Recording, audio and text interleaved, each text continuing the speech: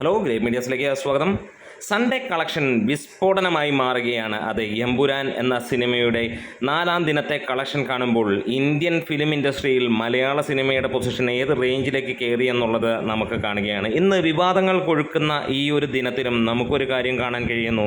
സാധാരണ ജനങ്ങളെ സംബന്ധിച്ചിടത്തോളം മോഹൻലാൽ എന്ന വ്യക്തിയെ ഞങ്ങൾക്കറിയില്ല, മോഹൻലാൽ എന്ന രാഷ്ട്രീയക്കാരനെ ഞങ്ങൾക്കറിയില്ല, പക്ഷേ മോഹൻലാൽ എന്ന നടനെ ഞങ്ങൾക്കറിയാം, അയാളെയാണ് ഞങ്ങൾ ഇഷ്ടപ്പെടുന്നത് എന്ന് പറഞ്ഞുകൊണ്ട് തിയേറ്ററിലേക്ക് കയറുന്ന ജനതയെ നമുക്ക് കാണാൻ കഴിയുന്നു. ഇന്ത്യക്കകത്ത് നമുക്ക് കാണാൻ കഴിയുന്നു. ഷാരൂഖ് ഖാന് മുകളിൽ ഒരു സിനിമയ്ക്ക് ഇത്രത്തോളം ക്രൗഡ് പുള്ളിങ് ഉണ്ടാക്കണമെങ്കിൽ ഒരു പേര് മാത്രമേ ഉള്ളൂ, ആ പേരാണ് മോഹൻലാൽ. അത് തന്നെയാണ് നമുക്ക് കാണാൻ കഴിയുന്നത്. ഇന്ന് ഞായറാഴ്ചത്തെ കളക്ഷൻ വരുമ്പോൾ അതൊരു സുനാമിയാണ് എന്ന് തന്നെ പറയാം. അതിന് മുകളിൽ ഒരു വിസ്ഫോടനം നടത്തി തന്നെയാണ് ഈ എമ്പുരാൻ നിൽക്കുന്നത്. ഇന്ന് ഞായറാഴ്ച 1124ഓളം ഷോകൾ ഉച്ചവരെ ട്രാക്ക് ചെയ്ത് കഴിഞ്ഞപ്പോൾ നമുക്ക് കാണാൻ കഴിയുന്നത് 2.5 ലക്ഷത്തോളം ജനങ്ങൾ കാണുകയും 4 ലക്ഷത്തിനും മുകളിൽ കളക്ഷൻ വരികയും ചെയ്തു. ഈ 4 ദിവസത്തെ ട്രാക്കേഴ്സ് മുഖാന്തരം മാത്രമുള്ള കളക്ഷൻ 34 കോടിയായിരിക്കുന്നു. അതായത് ഇന്ന് സിനിമ അവസാനിക്കുമ്പോൾ നമുക്ക് കാണാൻ കഴിയും 40 കോടി കഴിഞ്ഞിരിക്കുന്ന ഈ ഒരു സിനിമ 40 അല്ല, അതിന് മുകളിലേക്ക് പോകും എന്നുള്ളത് തന്നെയാണ്. ആദ്യ ദിനം 14.5 കോടി നേടിയ ചിത്രം 2-ാം ദിവസം 8.5 കോടിയും 3-ാം ദിവസം 9 കോടിയുമാണ് നേടിയിരുന്നത്. അതായത് ആ 3 ദിവസങ്ങളിൽ നിന്ന് തന്നെ നമുക്ക് കാണാൻ കഴിയുന്നു 30 കോടിക്ക് മുകളിലേക്കുള്ളത്, 34 കോടിക്ക് മുകളിൽ എന്ന് വേണമെങ്കിൽ പറയാം. അങ്ങനെ വരുമ്പോൾ ഇന്ന് 10 തൊട്ട് 12 കോടിക്ക് മുകളിലാണ് നാം കാണാനുള്ളത്. അങ്ങനെ വരുമ്പോൾ 50 കോടിക്ക് അടുത്ത് ടച്ച് ചെയ്യും എന്നുള്ളത് തന്നെയാണ് എടുത്തു പറയാനുമുള്ളത്.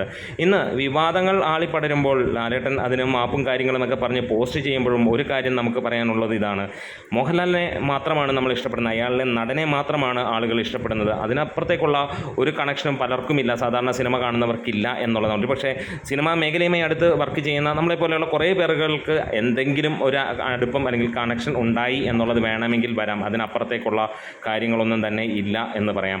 എന്നിരുന്നാലും ഒരു കാര്യം പറയാം, മലയാള ഫിലിം ഇൻഡസ്ട്രിയുടെ മുഖച്ഛായ മാറ്റുന്ന ചിത്രമായി മാറിയിരിക്കുകയാണ് എമ്പുരാൻ. എമ്പുരാൻ ഇന്ന് പ്രീസെയിലൂടെ മാത്രം നേടിയത് റെക്കോർഡ് കളക്ഷനാണ് എന്നുള്ളതാണ്. ആ ഒരു റെക്കോർഡ് കളക്ഷൻ മലയാള സിനിമ ഇതുവരെ കണ്ടിട്ടില്ലാത്ത തരത്തിലുള്ള ആ ഒരു റെക്കോർഡ് കളക്ഷൻ എന്ന് തന്നെ പറയാം. അത് തന്നെയാണ് നമുക്ക് പറയാനുള്ളത്. അതായത് ഇന്ന് വന്നത് 8 കോടിക്ക് മുകളിലാണ് ഈ ഒരു സിനിമയുടെ കളക്ഷനായിട്ട് പുറത്ത് വന്നിരിക്കുന്നത്. അപ്പോൾ ഒന്ന് ആലോചിച്ച് നോക്കുക, 4-ാം ദിവസവും ഈ സിനിമയ്ക്ക് അത്രത്തോളം കളക്ഷൻ വരണമെങ്കിൽ എന്തായിരിക്കും? സിനിമയ്ക്ക് പോസിറ്റീവ് റിവ്യൂസ് ഒന്നും വന്നില്ല. ആദ്യ ദിനത്തിനേക്കാൾ താഴെയായിട്ടുള്ള കൂടുതൽ പ്രശ്നങ്ങൾ വരികയും പിന്നെ സിനിമ മോഹൻലാൽ എന്ന നടൻ അധികമില്ല എന്നുള്ള ആരാധകരുടെ നിലവിളി പോലും നമുക്ക് കാണാൻ കഴിഞ്ഞു. ശരിയാണ്, ആ സിനിമ കണ്ടു കഴിഞ്ഞപ്പോൾ ഒരു കാര്യം ഉറപ്പാക്കുകയാണ്, പൃഥ്വിരാജ് നായകനായി നിന്നുകൊണ്ട് മോഹൻലാലിനെ സൈഡാക്കണ പോലെയുള്ള തോന്നൽ ഒരുപാട് ഫാൻസുകാർ പറഞ്ഞ ഒരു കാര്യമാണ്. പക്ഷേ ഒരു കാര്യം ഇവിടെ ഉറപ്പിക്കാം, അദ്ദേഹത്തിൻ്റെ ഒരു സീൻ മതി ഒരു മലയാള സിനിമയെ ഏറ്റവും മാക്സിമം റേഞ്ചിലേക്ക് എത്തിക്കാൻ. അത് കാണാൻ അല്ലെങ്കിൽ അതറിയണമെങ്കിൽ ജയിലർ എന്ന സിനിമ കണ്ടാൽ മാത്രം മതി. ആ ഒരു സിനിമ കാണുമ്പോൾ നമുക്ക് അറിയാൻ കഴിയുന്നത് അത് തന്നെയാണ്. 2 or 3 അല്ലെങ്കിൽ 2 സീനെന്ന് വേണമെങ്കിൽ പറയാം. ആ 2 സീനിലുള്ള മോഹൻലാൽ വന്നപ്പോൾ കേരളത്തിൽ നേടിയത് 50 കോടിക്ക് മുകളിലാണ് സിനിമ എന്നുള്ളതാണ് പറയാനുള്ളത്.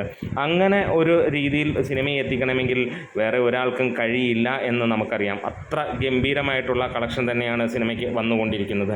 സിനിമ ഏത് രീതിയിലുള്ളതാണെങ്കിലും നടൻ മോഹൻലാൽ ആണെങ്കിൽ ആളുകൾ ഇടിച്ചു കയറുന്നു. അതാണ് ഈ എമ്പുരാൻ പറഞ്ഞു തരുന്ന കാര്യം. മണിക്കൂറിൽ 25,000-ന് മുകളിലുള്ള ടിക്കറ്റുകളാണ് ഈ സിനിമയ്ക്ക് ഇപ്പോൾ വിറ്റുപോയിക്കൊണ്ടിരിക്കുന്നത്.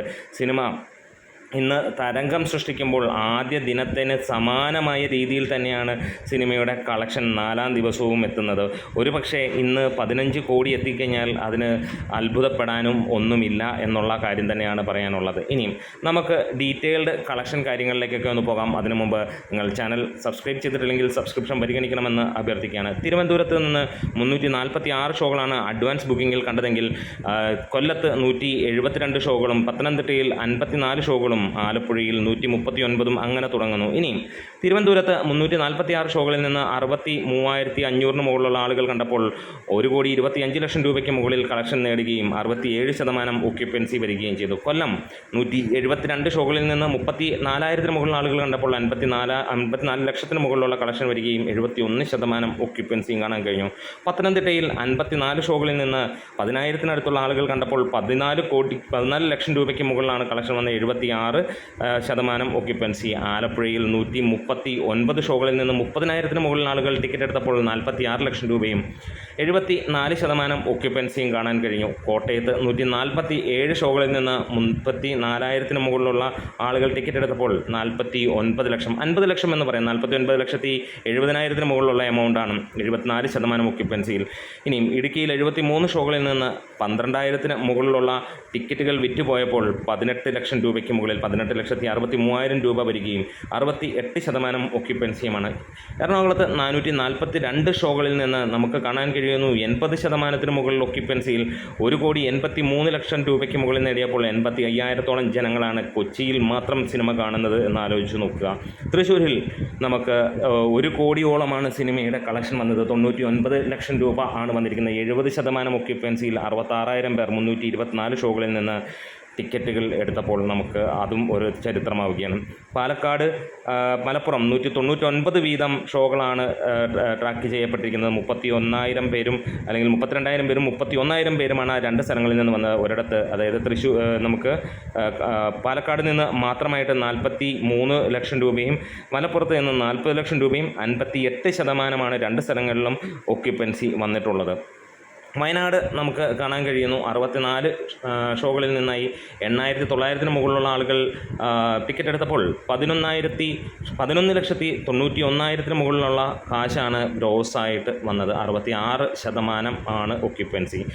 കോഴിക്കോട് 264 ഷോകളിൽ നിന്ന് 44,000-ന് മുകളിലുള്ള ആളുകൾ ടിക്കറ്റ് എടുത്തപ്പോൾ 75 ലക്ഷത്തിന് മുകളിലാണ് ഗ്രോസായി വന്നിരിക്കുന്നത്. അതും 74%, 73.96%-മാണ് ഒക്യുപ്പൻസി.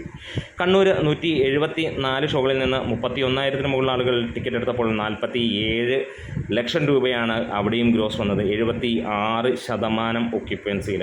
കാസർഗോഡ് 46 ഷോകളിൽ നിന്ന് 6,944 പേർ ടിക്കറ്റ് എടുത്തപ്പോൾ 10 ലക്ഷം രൂപയ്ക്ക് മുകളിലാണ് കളക്ഷൻ വന്നത്, 54%-ആണ് സിനിമയുടെ ഒക്യുപ്പൻസി. അങ്ങനെ 2,643-ഓളം ഷോകൾ ട്രാക്ക് ചെയ്യപ്പെടുക, അല്ലെങ്കിൽ ഇന്നത്തെ ദിവസം ട്രാക്കേഴ്സ് പുറത്തുവിടുന്ന കേരള അഡ്വാൻസ് സെയിൽസ് റിപ്പോർട്ടിൽ വരികയും 4,90,000 ജനങ്ങൾ ഈ സിനിമ കണ്ടു എന്ന് അല്ലെങ്കിൽ കാണാനായി ടിക്കറ്റ് എടുത്തു എന്നുള്ളതാണ് അറിയുന്നത്. 8,20,77,000 രൂപയോളമാണ് ഇന്നത്തെ പ്രീസെയിൽ വന്നിരിക്കുന്നത്. അതായത് ഒക്യുപ്പൻസി 70.60% വെച്ചിട്ട് എന്ന് നോക്കുക. അതെ, ഇതൊരു ചരിത്രമാണ്. ഒരു മലയാള സിനിമ ഇന്ന് വരെ കണ്ടിട്ടില്ലാത്ത തരത്തിലുള്ള ആ ഒരു കാര്യം തന്നെയാണ്. സിനിമയായി കാണുകയാണെങ്കിൽ വലിയ പ്രശ്നങ്ങളില്ല. ഇത് രാഷ്ട്രീയവും മതവും എല്ലാം കലർത്തുമ്പോഴാണ് വരുന്നത്. ഈ ഒരു സിനിമയ്ക്ക് മാത്രമല്ല, നമ്മൾ പലപ്പോഴായി കണ്ടിട്ടുണ്ട്. വേറെ ഒന്നുമല്ല, പല സിനിമകളും ഇവിടെ വരുമ്പോഴും അങ്ങനെയൊക്കെ തന്നെ നമ്മൾ കണ്ടിട്ടുണ്ട്. ഇന്ന് 402 ലേറ്റ് നൈറ്റ് ഷോസാണ് സിനിമയ്ക്ക് ആഡ് ചെയ്യപ്പെട്ടിരിക്കുന്നത്. അത്രത്തോളം ഗംഭീരമാണ്. ആദ്യ ദിനത്തിൽ നമുക്ക് കാണാൻ കഴിഞ്ഞത് 516-ഓളം ലേറ്റ് നൈറ്റ് ഷോസ് ആണെങ്കിൽ രണ്ടാം ദിനം 390-ഉം 3-ാം ദിവസം 402-ഓളം ലേറ്റ് നൈറ്റ് ഷോസും സിനിമയ്ക്ക് വന്നെങ്കിൽ ഞായറാഴ്ച ഒരുപക്ഷെ 500-ന് മുകളിലുള്ള ലേറ്റ് നൈറ്റ് ഷോസ് വരും എന്നുള്ളത് തന്നെയാണ് ഇവിടെ ചരിത്രം കുറിച്ചുകൊണ്ട്. ന്യൂസിലാൻഡിൽ നിന്ന് മാത്രമേ 250.385 ഈ സിനിമ നേടിയിരിക്കുന്നത്. അത്ര വലിയ റെക്കോർഡോടെ മലയാള സിനിമ, ഇന്ത്യൻ സിനിമയിലെ ഏറ്റവും ഉയർന്ന ഒരു എമൗണ്ടാണ് സിനിമ നേടിയിരിക്കുന്നത്. നമുക്ക് ഇതിനകത്തിൽ റെക്കോർഡുകൾ കാണണമെങ്കിൽ വേറെ ഒന്നുമല്ല, ഇനിയും ഇതിന് മുന്നിലുള്ള തമിഴ് സിനിമകൾ വേറെ ഏതൊക്കെയെന്നൊരു ചോദ്യത്തിന് അത് അടുത്തൊരു വീഡിയോയിലൂടെ വരാൻ. നമ്മുടെ വീഡിയോസ് ഇഷ്ടമായെങ്കിൽ ഒന്ന് സപ്പോർട്ട് ചെയ്തണം.